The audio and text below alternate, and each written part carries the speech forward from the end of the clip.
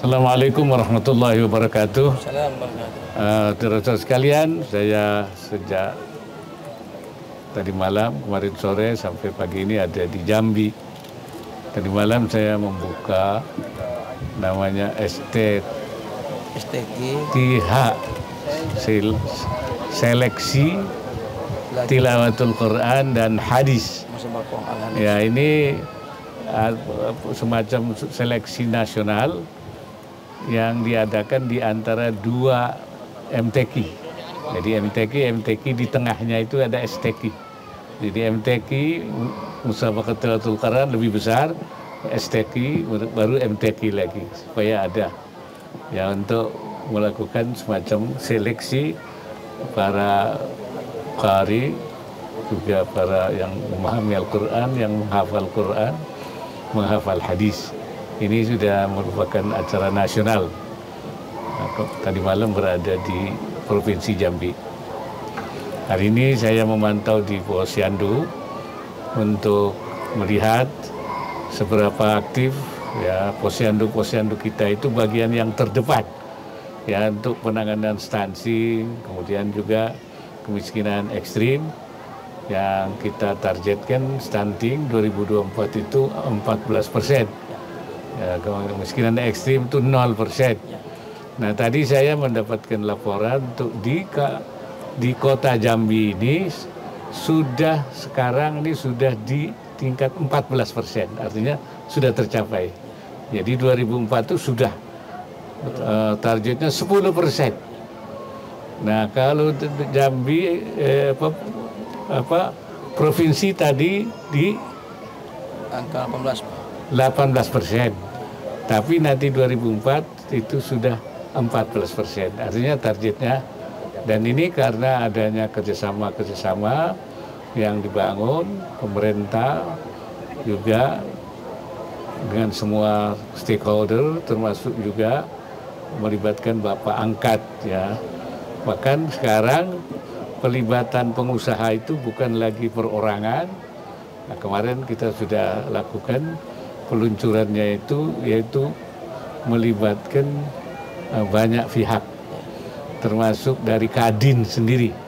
Ya, dari Kadin nasional sudah menggerakkan semua pengusaha di seluruh tanah air untuk ikut menyerbu stunting dan kemiskinan ekstrim. Artinya geraknya lebih cepat. Karena itu kita yakin bahwa 14% untuk stunting, 0% ekstrim itu akan bisa dicapai di 2004. Saya kira itu. Ya. Selamat siang Pak Wapres. Ya. Saya Rangga dari Antara, Pak. Ya. Yang pertama mengenai stunting, Pak. Ada dua pertanyaan, Pak. Pertama mengenai stunting. Bagaimana sih, Pak, evaluasi pemerintah terkait peningkatan peran posyandu dalam penanganan stunting? Apakah akan ada strategi atau program khusus tambahan untuk posyandu sebagai garda terdepan untuk menurunkan stunting? Iya, untuk stunting memang kita menggerakkan ini semua para petugas di lapangan. Itu di satu sisi itu yang kita gerakkan terus. Di daerah itu kan ada banyak tenaga penggerak di bawah kader posyandu. Itu ada juga yang kader daripada Kementerian Desa, ya. Ada dari kesehatan, ada dari. Nah, ini kita semua manfaatkan dalam rangka.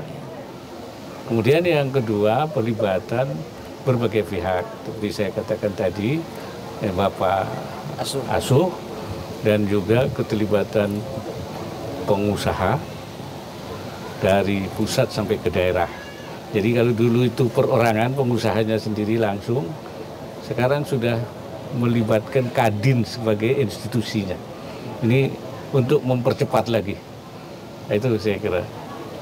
Yang kedua, Pak, kemarin kan ini Pak, Presiden mengundang 3 bakal capres ke istana untuk santap siang. Bagaimana Pak Wapres melihat kegiatan itu? Lalu apakah Pak Wapres juga akan mengundang 3 bakal cawapres untuk makan siang bersama, dan apa kira-kira Pak pembicaraan yang akan dilakukan nanti, Pak?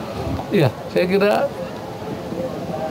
Presiden tentu sebagai kepala negara ya, menghendaki dalam rangka kontestasi itu tidak terjadi pembelahan Nah, jadi Presiden akan terus artinya memberikan pengertian supaya para kontestan itu ya bertarung secara fair, ya secara jujur, tidak membuat sesuatu yang bisa menimbulkan konflik di masyarakat. Jadi menghindari hoax, menghindari itu, saya kira itu. Jadi itu semacam juga kesepakatan-kesepakatan untuk dalam rangka pemilu ini sesuai dengan koridor yang itu saya kira. Dan memang saya dijadwalkan untuk bertemu dengan cawapres, tapi kan kita lagi mengatur waktunya. Sebab ini kan pada keliling semua ini kan. Nah, bagaimana mereka supaya berada di Jakarta? Nah, hari-hari ini kita sedang melakukan lobby-lobby untuk kapan, hari apa yang tiga-tiganya ada di Jakarta. Itu ternyata bukan masalah gampang.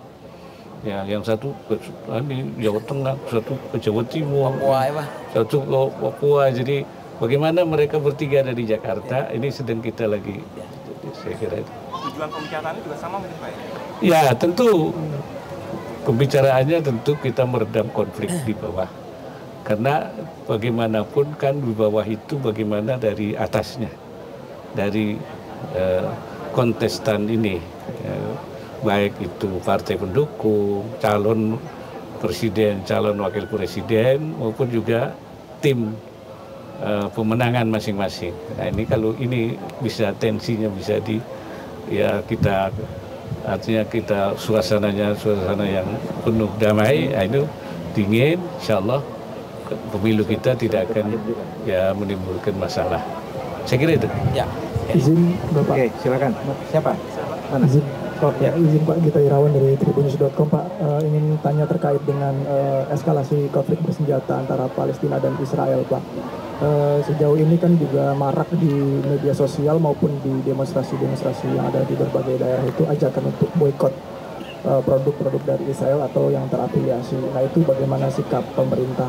Kemudian yang kedua terkait dengan bantuan kemanusiaan dari pemerintah sendiri, kapan dan berapa nilainya, mungkin apakah sudah diinventarisir?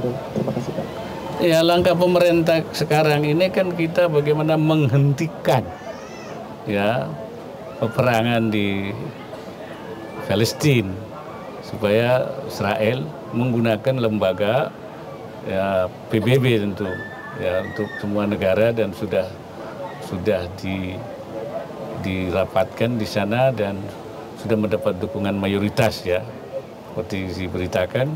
Dan Menteri Luar Negeri kita memang kita instruksikan terus gigih untuk mendorong supaya menghentikan itu, yang penting itu. Nah, ini supaya diteriakan di dunia ini semua mengatakan berhenti. Itu yang kita harus. Nah, yang kedua itu kita memang karena komitmen kita sebagai bangsa Indonesia, maka kita akan memberi bantuan. Dan ada yang sudah jalan, ada yang sudah oleh pemerintah sedang dipersiapkan, semuanya sudah tersedia, tinggal memberangkatkan. Bahkan kita juga menyerukan supaya bantuan-bantuan yang datang dari luar negeri itu jangan tertahan di Rafah di sana.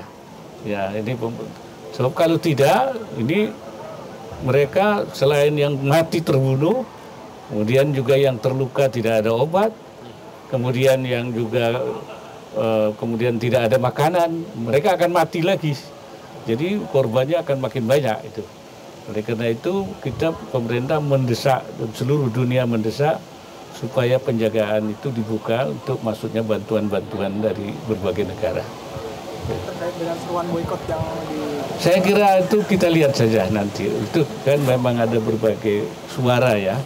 Ya, kita lihat apakah itu efektif atau bagaimana nanti. Itu akan dibicarakan.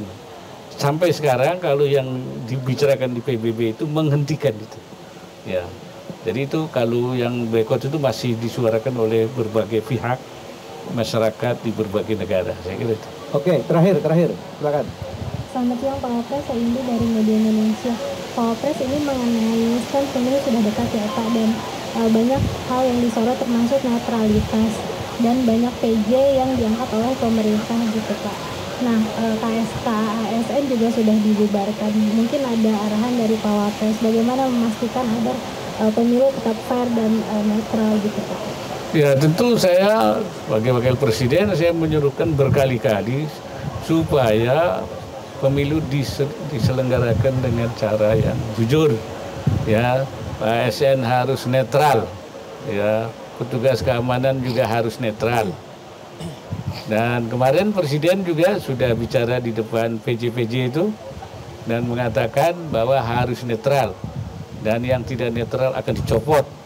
Ya, jadi netralitas ini sudah kita disuarakan di mana-mana, ya. Jadi kemudian juga dalam pertemuan dengan calon presiden juga dibicarakan soal netralitas. Nah, kita dorong terus, ya. Jadi kalau ada yang tidak netral, presiden sendiri yang mengatakan PJ itu akan dicopot.